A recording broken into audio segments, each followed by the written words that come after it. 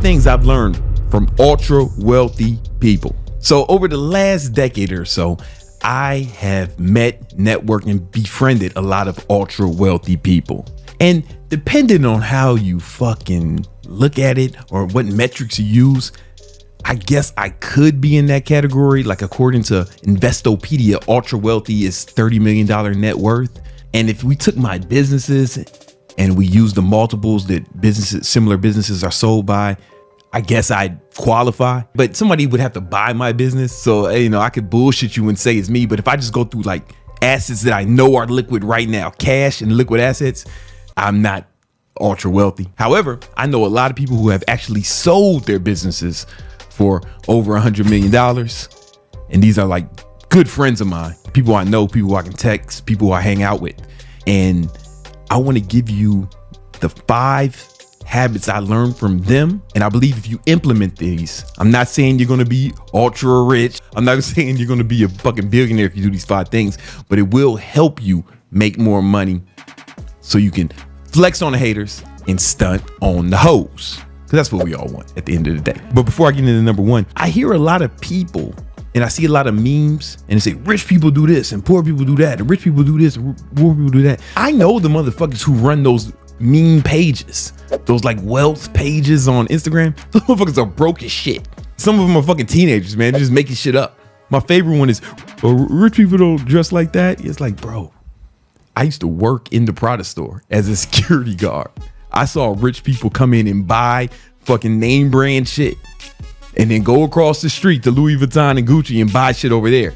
Jack Dorsey used to come in the fucking Prada store buying shit and go across the street and buy it. Fucking billionaire, right? It's all bullshit. You know what I'm saying? Some rich people really fucking dress like homeless people. My boy Hermosi look like he's about to go work construction every time I see him. However, his wife is always covered in fucking Chanel and Gucci 100% of the time. So all this rich people do this, rich people do that, poor people do that.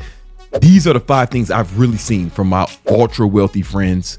I'm going to narrow this down to just my friends who have sold businesses over 100 mil. And Hermosi is one of them. Number 1, they're all workaholics. Like 100% of them. All this work smarter, not harder. No. They work smarter and harder. Like 100% of them. Straight up. I remember December 2019, Hermosi hit me up and he said he wanted to work on something with me. It was Christmas Eve. And then he said, what are you doing tomorrow? Like, yeah, it's Christmas, man, but I'll jump on Zoom with you. He's taking Zoom calls on Christmas. And I took him too, right? Because motherfucking workaholics. It wasn't even fucking weird. It wasn't even weird. And it wasn't like discipline. We got to do it. Oh man, sacrifice. No, we were excited to do that shit. And then the next day he hits me up, says, yo, I already started working on it. I'm telling you, man, workaholics. My homeboy, Jeremy, I don't know if Jeremy's worth $100 million, but he's super rich. And I remember it was his girl's birthday. Now, you know how women feel about their birthdays. I ain't got to tell you that. Every chick you ever met thinks her birthday is a national holiday. You know what I'm saying? Motherfucking bitches will fucking lose friends if the friend don't show up to her birthday party. You know what I'm saying? However, it was Jeremy's girl's birthday and they had some shit planned. He was like, yo, I got some shit I need to work on. You was there, Nima, remember? He was like, yo, I got some shit I need to work on. And she just went with her friends to the birthday shit instead. And I was like, yo, I don't know how you getting away with this, brother, but this is the cheat code. But you got to understand, it's not sacrifice for the people I'm talking about. It's not like, oh, we got to work hard. It's like all of us enjoy it. Like we really like working hard. We really like it. And it's not because our businesses are so exciting or we just love our businesses, because a lot of shit in my business I don't like doing. Like this right now, man. I could be doing all types of shit instead of talking to your goofy ass, right? But I'm gonna make it fun. But you don't think I'd rather be doing something else than talking to your dumb ass right now? I'd rather be fucking floor seat at the Heat game. Instead, I'm fucking making this video for your goofy ass so you stop being poor. You're welcome. You can learn to love your work as well. I learned how to love work back when I used to work labor jobs, right? I used to work for moving companies. I used to work security, you know, a bunch of other shit, especially at the moving jobs. I noticed that the guys who were trying to do the least possible, who were trying to get away with shit, those motherfuckers seemed to hate the job the most. And it seemed as if time passed slower for them. And I noticed if I was slacking off, time would go slower and it would drag on. But when I started fucking going super hard, you know, when I turned it into a game, I was like, all right, I'm going to outwork everybody at this job. And when I started approaching it like that, not only was it more enjoyable, the time went by way faster. So that's one thing you can do is like gamify your work. Like I set timers. All right, I got this task. Can I get this shit done in fucking 10 minutes, 15 minutes? And I start fucking moving fast. And it seems like when the time goes way faster, because now I'm racing the clock, it's like perceived time changes and it's more enjoyable because I added another level to it. It's not just the work. It's now the work is a game. And I look at that on my to-do list for the day. I'm like, all right, how much of this shit can I knock out today and how fast can I do it? But then it's also the to-do list for the week, and then for the month and for the year. When you're like attacking these goals, you start to gamify it. And when you start to like knock out certain things, you start getting closer to your main goals, it starts getting like kind of exciting and accomplishing these things, scratching checking these boxes of things you have to accomplish. You get like a little rush of dopamine and it becomes addictive, and you have to train yourself to be addicted to that. But that's what you need to do to become ultra wealthy. That's what I've seen. And maybe when people get to the top, they start chilling and shit, you know, but they're all workaholics. The second thing I've noticed from all my ultra wealthy friends is all of them understand finance. All this rich people just like this, poor people just like that. Hormozi's wearing a tank top.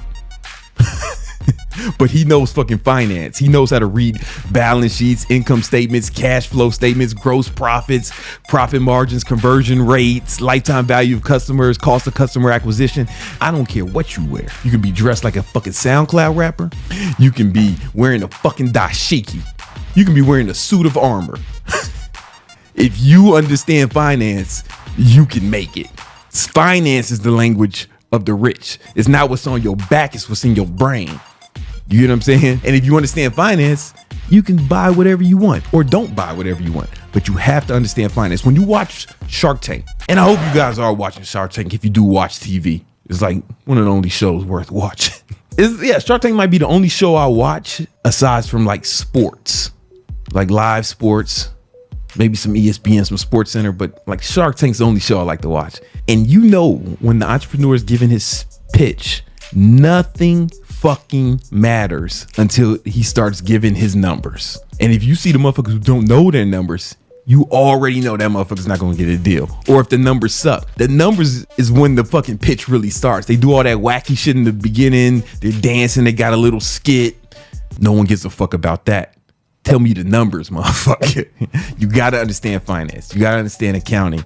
And every ultra rich person I know understands finance. Finance is the language of the rich.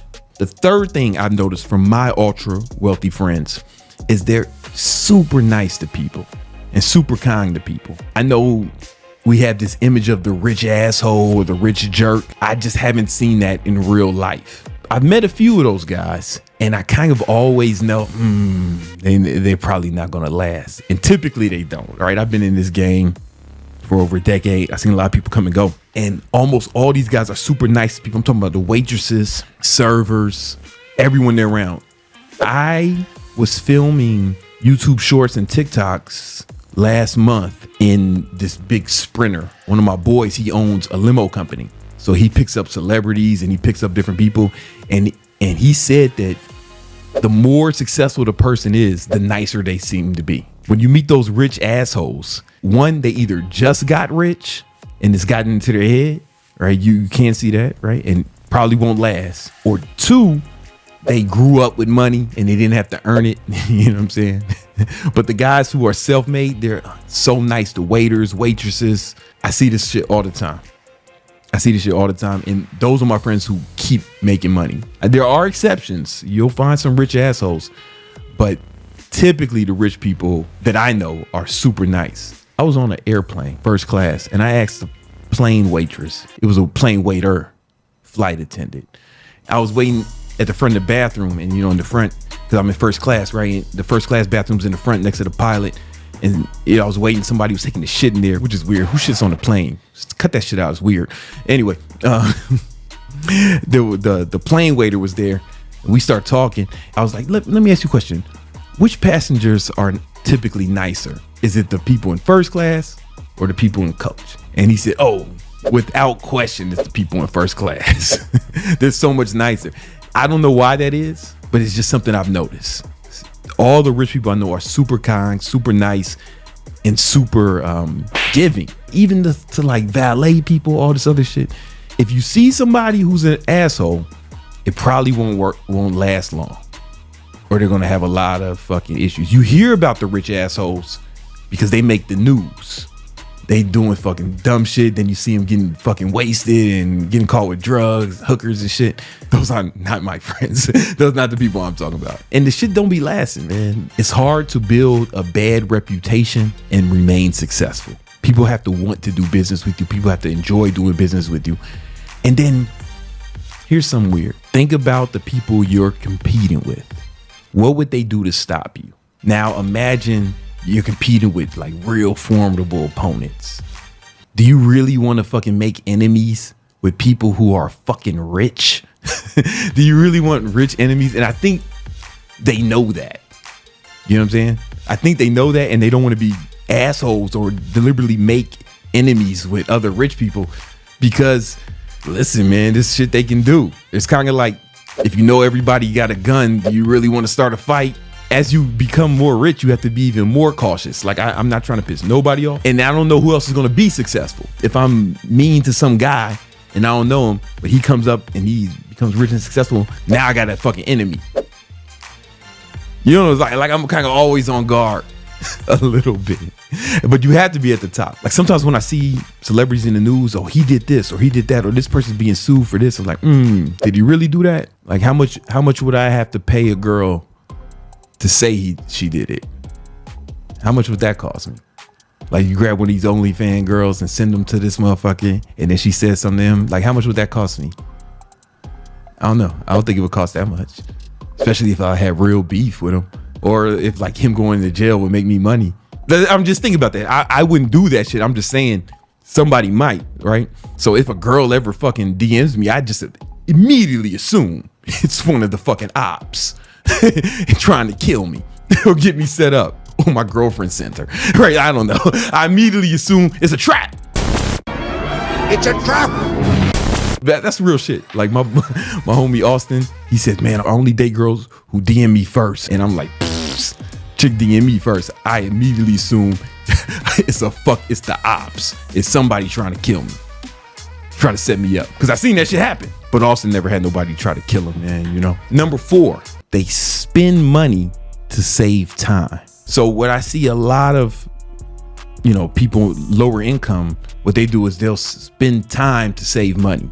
You gotta spend money to save time. That's what all the ballers I know do. They spend money to save time. It can be either like having somebody clean your place. Like, I got a fucking big ass penthouse here. This was actually 2 apartments, right? One of the walls was knocked down. That's why there's fucking 5 bathrooms here. It was like, but it's 2 apartments, fucking 5 balconies, private elevator, all that shit. For me to clean it, this shit would take fucking hours or the whole day. But these 2 nice ladies, man, we hiring them. They come and they clean the whole place. And then another chick comes and cleans the balconies and the windows. And it takes them almost all day. But I'm literally working while they do it, right? You got to spend money to save time. And I was doing this even when I was broke. I've covered this many, many times. You guys can go on TaskRabbit right now and pay someone to clean your crib. And if you work during that time, as long as you're making more money, if you know your hourly rate, this goes back to knowing your numbers. If you know how much you make per hour, if it's more than what you paid, then it's a net positive and you win. You know what I'm saying? So I take this shit to the extreme. You know what I'm saying? I really try to spend all my time either making money or hanging out with my friends and family. I try not to do anything else. Anything else, I pay people for. I buy my time back because time's the most important asset. And if I can buy that time back for cheap, I will. and either spend that time making money or spend that time, with my friends and family. Those are only two things I want to do. But every rich person I know does this shit. Like the ultra wealthy, and they didn't do this when they got rich. They started doing it way before. And also it clears up mental bandwidth. You don't want to have to think about certain shit, because running a big business, it takes a lot of brain power. So you want to limit the things you have to think about. This is why you'll see a lot of guys wear the same clothes every day. You know what I'm saying? Like you'll see a lot of guys wearing the same clothes, Steve Jobs, Zuckerberg, all that shit. It's like one less thing to think about, and they can use their brain power on the important things. And then the fifth thing I've seen from all my ultra rich friends is all of them are always trying to improve, consistently trying to get better, trying to improve, whether it's learning more, reading, studying, or even just asking other people, like, what can they do better? Like my homie Moneyberg, when he does a presentation or something, the first thing he asks me every time is like, all right, what could I have done better? Like he doesn't want me to kiss his ass. He doesn't want me to tell him how great it was. He said, what can I have done better? And he's always done that. He's always looking at what they can do better. And every guy I know who's high level is always asking, man, what could be better? How can I improve? And they're trying to make constant improvement every day. And if you do that shit over a significant amount of time, it compounds. We talk about how money compounds, but like improvement compounds, skills compound. It doesn't add, it multiplies. Never rest too, because here's the thing, like some people, they get successful and they stop doing what got them there and they rest on their laurels. You know what I'm saying? They start like chilling, partying, and those people always fall off. And that goes back to the first thing I say, they're all workaholics. Like it gets to a point where you're not doing it for the money, you're doing it because you like doing it. They want to keep improving. So for me, that looks like I'm studying like a few hours every day. I'm practicing different skills every day. Like I'm always trying to level up, because it's not addition, it's multiplication. The skills don't add to your abilities, they multiply your abilities. You know what I'm saying? And it starts to compound. And if you do that over a significant amount of time, man, you're going to make lots of money. And I'll give you another pro tip, long-term focus. This is like a bonus one. Every guy I know who's ultra wealthy has long-term focus. They're thinking years out, sometimes decades out when they plan their goals. It's not, hey, where do you want to be this time next year? No. It's like, where do we want to be 10 years from now, 20 years from now? And it's difficult to do if you're broke, if you're struggling to pay your bills, because you got to think about this month. But I have a video that's going to help you get out of that. You know what I'm saying? So you start having a surplus of money, so you don't have to worry about your immediate finances, and you can start thinking more long term, and that's going to help you make better decisions. All right, check that video out right now.